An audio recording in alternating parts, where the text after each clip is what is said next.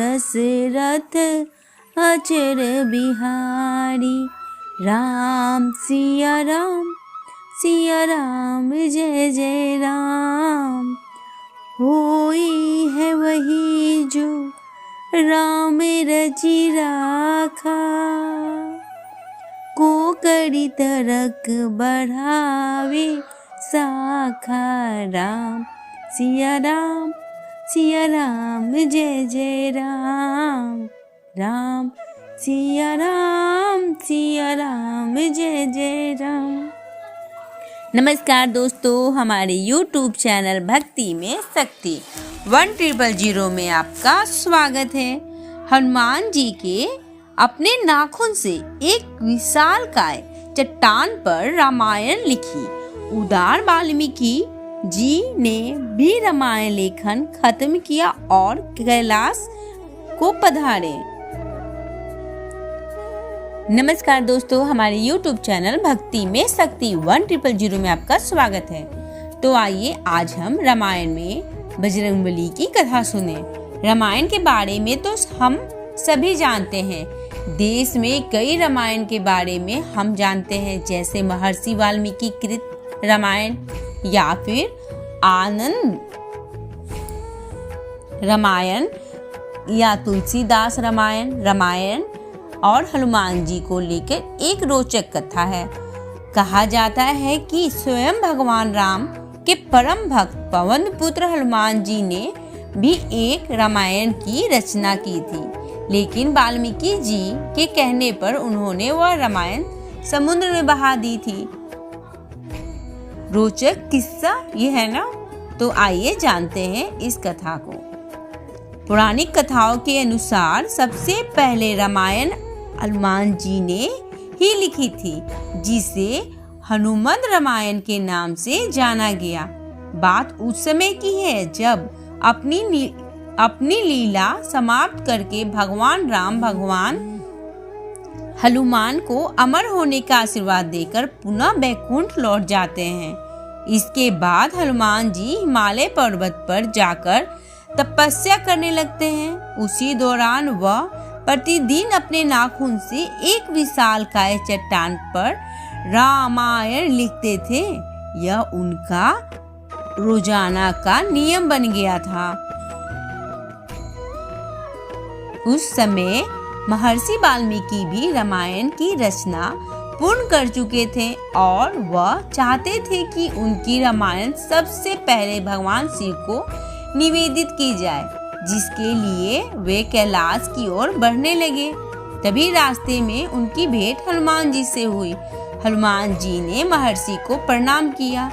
तभी हनुमान ने के मन में विचार आया कि क्यों ना वो अपने द्वारा लिखी रामायण का सत्यापन महर्षि वाल्मीकि से ही करा ले। तो उन्होंने यही किया। जब महर्षि ने उनके द्वारा रचित रामायण पढ़ी तो वे भाव विभोर हो गए और अपने अश्रु नहीं रोक पाए। वाल्मीकि बोले, हनुमान, तुमने अपनी कृति में प्रभु राम का संपूर्ण जीवन इस प्रकार उतारा है कि पढ़ने वाले को लगे कि वह प्रभु श्री राम के जीवन की समस्त लीलाएं अपने ही सामने होती हुई देख रहा हो। तभी वाल्मीकि जी ने मन में विचार आया कि हनुमान जी द्वारा रचित रामायण के सामने उनके द्वारा रचित रामायण तो कुछ भी नहीं है।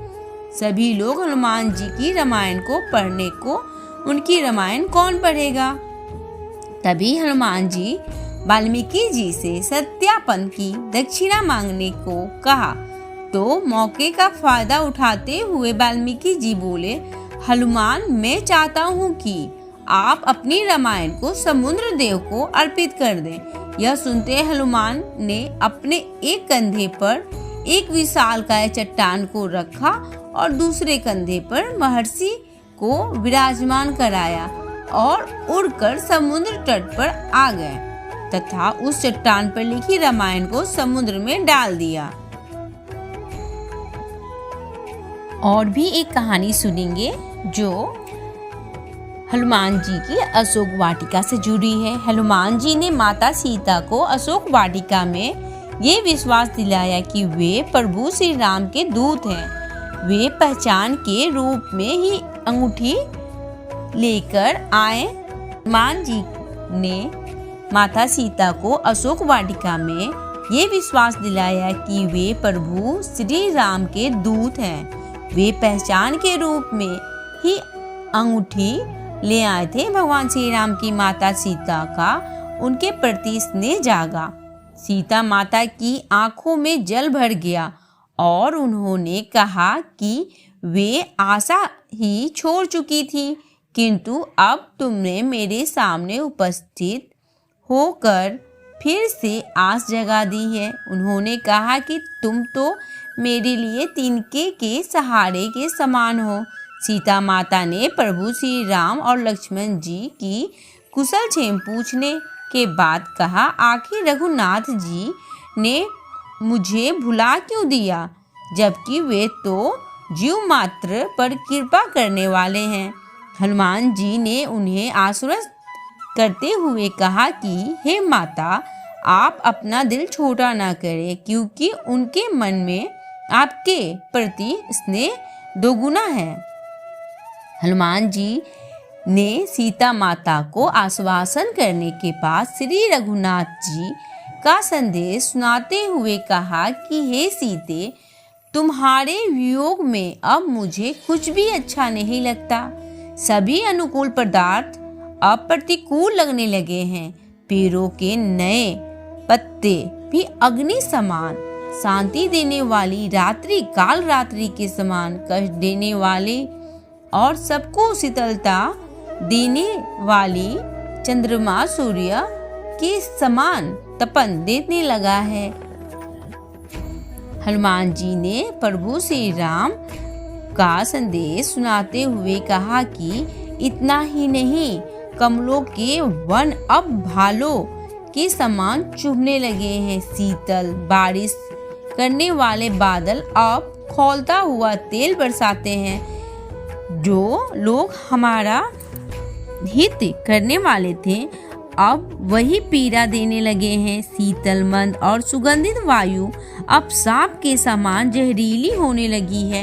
मन का दुख दूसरे से कह देने से कुछ कम हो जाता है, किंतु यहाँ पर मैं अपना दुख कहूँ भी तो किसको कहूँ। मेरा ये दुख कोई भी नहीं जानता। हे प्रिय, मेरे और तुम्हारे प्रेम का रहस्य एक मेरा मन ही है जो जानता है। मेरा मन तो सदा ही तुम्हारे पास रहता है। बस मेरे प्रेम का सार इतने में ही समझ लो। श्री राम का संदेश सुनते ही जानकी जी उनके प्रेम में मग्न हो गई और उन्हें अपने शरीर की भी सुध नहीं रही। इसके बाद भगवान हनुमान जी को माता सीता ने धन्यवाद कहा। बजरंगबली ने कहा, माता अपने पुत्र को आशीर्वाद दो, और वो वाटिका की तरफ चल दिए फल खाने को। उसी समय उनका युद्ध रावण के पुत्रों से हुआ। यही पे कथा समाप्त होती है। अगली बजरंगबली की कथा हम अगले वीडियो में कहेंगे। नमस्कार दोस्तों, हमारे YouTube चैनल भक्ति में शक्ति को लाइक करें, सब्सक्राइब करें। नीचे जो बेल आइकन है उसे जरूर दबाएं ताकि हमारा नोटिफिकेशन